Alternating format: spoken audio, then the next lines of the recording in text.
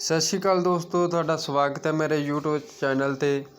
ਅੱਜ ਇੱਕ ਹੋਰ ਐਕਸਲ 'ਤੇ ਵੀਡੀਓ ਲੈ ਕੇ ਆਏ ਹਾਂ। ਸ਼ਾਰਟ ਵੀਡੀਓ ਜ਼ਰੂਰ ਆ, ਅਤੇ ਜੇ ਵੀਡੀਓ ਪਸੰਦ ਆਈ ਵੀਡੀਓ ਨੂੰ ਲਾਈਕ ਸ਼ੇਅਰ ਕਮੈਂਟ ਜ਼ਰੂਰ ਕਰਨਾ। ਜੇਕਰ ਮੇਰੇ ਚੈਨਲ 'ਤੇ ਪਹਿਲੀ ਵਾਰ ਆਇਆ ਤਾਂ ਚੈਨਲ ਨੂੰ ਸਬਸਕ੍ਰਾਈਬ ਜ਼ਰੂਰ ਕਰਨਾ।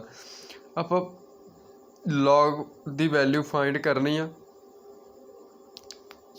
ਅਤੇ ਲੌਗ ਦੀ ਵੈਲਿਊ ਆਪਣੇ ਦਿੱਤੀ ਹੈ। log 10 ਦੀ ਵੈਲਿਊ ਕਿੰਨੀ ਹੋਵੇਗੀ, log 9.9 ਦੀ 999 ਦੀ ਕਿੰਨੀ ਹੋਊਗੀ log। ਠੀਕ ਹੈ, ਆਪਾਂ ਕਰਦੇ ਹਾਂ ਸ਼ੁਰੂ। log 'ਤੇ ਫਾਰਮੂਲਾ ਲਗਾਉਣੇ ਆ। ਐਕਸਲ ਦੇ ਵਿੱਚ ਆਪਾਂ ਇਕੁਅਲ ਤੋਂ ਸਟਾਰਟ ਕਰਾਂਗੇ। log ਜੇ ਬੇਸ 10 ਆ ਅਤੇ log 10 ਬੇਸ ਆਪਾਂ ਸੇਮ, ਆਪਾਂ ਨੂੰ ਬੇਸ ਕਲੀਅਰ ਹੋਊਗਾ ਵੀ ਕਿਹੜਾ log ਆ। ਠੀਕ ਆ, ਆਪਾਂ ਸਿੰਪਲ log 'ਤੇ ਕਰਦੇ ਹਾਂ। ਉਸ ਤੋਂ ਬਾਅਦ ਨੰਬਰਸ ਨੂੰ ਕਹਿਤਾ ਸਿਲੈਕਟ।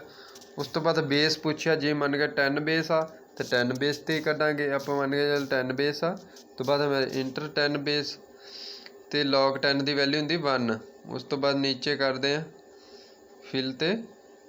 ਠੀਕ ਹੈ, ਤੁਹਾਡੇ ਸਾਹਮਣੇ ਆ ਗਈ। ਆਪਾਂ ਹੁਣ ਚੇਂਜ ਕਰ ਦਿੰਦੇ ਹਾਂ ਕੋਈ ਵੀ ਸ਼ੇਅਰ। ਠੀਕ ਹੈ, ਇਹ ਚੇਂਜ ਹੋ ਰਹੀ ਹੈ। ਹੁਣ ਆਪਾਂ ਬੇਸ ਚੇਂਜ ਕਰਕੇ ਵੇਖਦੇ ਹਾਂ। ਆਪਾਂ ਇੱਥੇ ਕਰ ਦਿੰਦੇ ਆਪਾਂ 5, ਫਿਰ ਦੇਖਦੇ ਹਾਂ।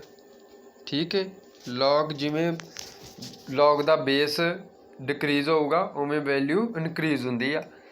ਠੀਕ ਹੈ, ਇਸ ਤਰ੍ਹਾਂ ਆਪਾਂ ਐਕਸਲ ਦੇ ਵਿੱਚ log ਦੀ ਵੈਲਿਊ ਫਾਈਂਡ ਕਰ ਸਕਦੇ ਹਾਂ ਕੁਝ ਕੁ ਸਕਿੰਟਾਂ ਦੇ ਵਿੱਚ। ਵੀਡੀਓ ਦੇਖਣ ਲਈ ਤੁਹਾਡਾ ਬਹੁਤ ਬਹੁਤ ਧੰਨਵਾਦ। ਮਿਲਦੇ ਹਾਂ ਨੈਕਸਟ ਵੀਡੀਓ ਵਿੱਚ।